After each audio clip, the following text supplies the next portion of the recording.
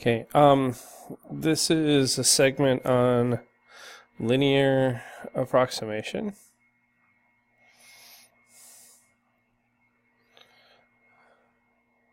Okay, so the big idea here is that if I have some curve, right, then I can pick a point on that curve and I can find the tangent line to that point. Let's make this a little neater.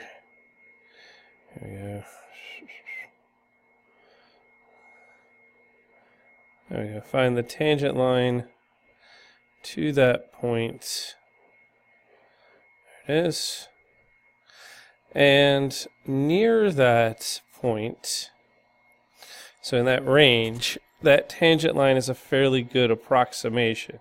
Now, there's a couple of caveats here. One, the curve has to be differentiable at that point, which means it has to be smooth and not quick turning. And two, my estimation by that line gets worse as I get further from that point. So very close to that point, my approximation is good. Further from that point, not so much.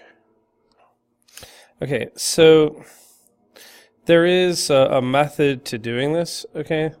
The first thing that I want to do is if I let y1 equal f of x sub 1, right? So this is a point that's on the differentiable curve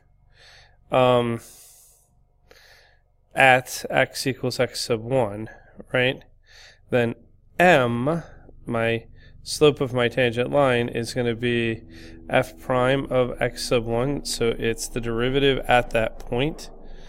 Okay, so this means my line of approximation is y minus y sub 1 equals f prime of x sub 1 times x minus x sub 1. Okay, so this is the line I can use to approximate the curve at the point x sub 1, y sub 1, so long as that curve is differentiable.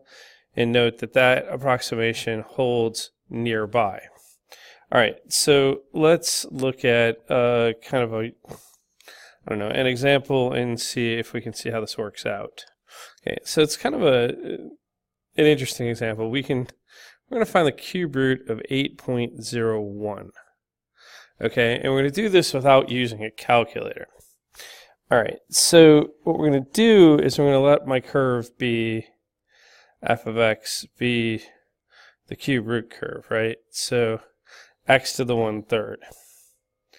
All right, and then what I'm going to do is I'm going to find a line that approximates the cube root curve when x is 8, and then I'll use that to approximate the 8.01.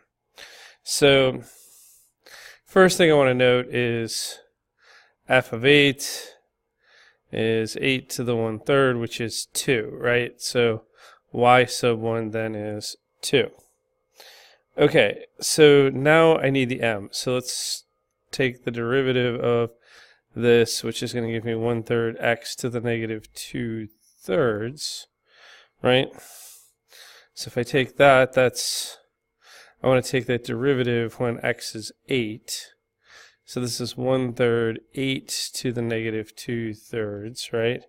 So let's see, this is 1/3 times 4 to the negative 1. So that's 1/12. So my line of approximation is going to be y minus 2 is 1/12 x minus 8. So this line approximates the cube root curve near the point, or at the point 8. And I'll have good approximation so long as I'm close to 8. So let's put in the 8.01, right? So y minus 2 is 12, and 8.01 minus 8. So y minus 2 is 1/12 times 0.01, right? So y minus 2 is 1/12 times 1/100. So y minus 2 is 1/1200, which means that y is 2 plus 1 over 1200. So this is my approximation. So it's pretty good. It's like 2 and then just a slight little bit more. Let's see how accurate that approximation is. Okay, so if you slide 2 plus 1 over 1200 into a calculator, you're going to get 2.00083 repeating. If you slide the cube root of 8.01 into a calculator, you're going to get 2.000832986, and it keeps going. Okay, because that's irrational. So if I use these two estimates and I find the relative error, we get 1.734 times 10 to the negative 7th, which for all intents and purposes is what I like to call DCTZ, which means dang close to 0. Because that's a really, really, really tiny amount of error. So when I'm this close, like 1/100th away, the linear approximation almost gives me the exact answer. Okay, so again, as I get further away, my error bound is going to get larger, but this is a result of differentiability. Okay, another thing that happens here is sometimes they ask you to approximate the normal to a curve instead of the tangent. So let's acknowledge what that is. If f of x is a curve and it's differentiable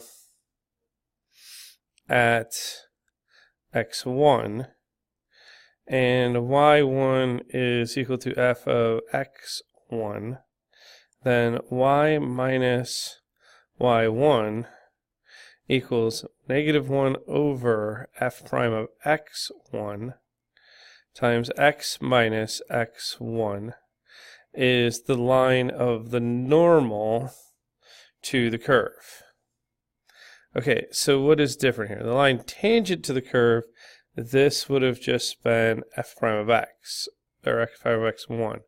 In the normal, I'm taking the negative reciprocal, which means that this line is perpendicular to the tangent line. So the normal line is perpendicular to the tangent line at x1. So if you're kind of thinking about it, here's my curve, right?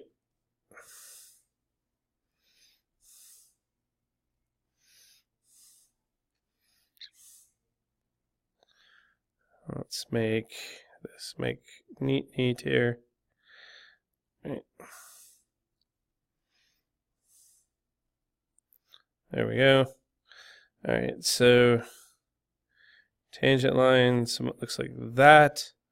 Okay, normal line is going to be a little bit different. Normal line is through the same point,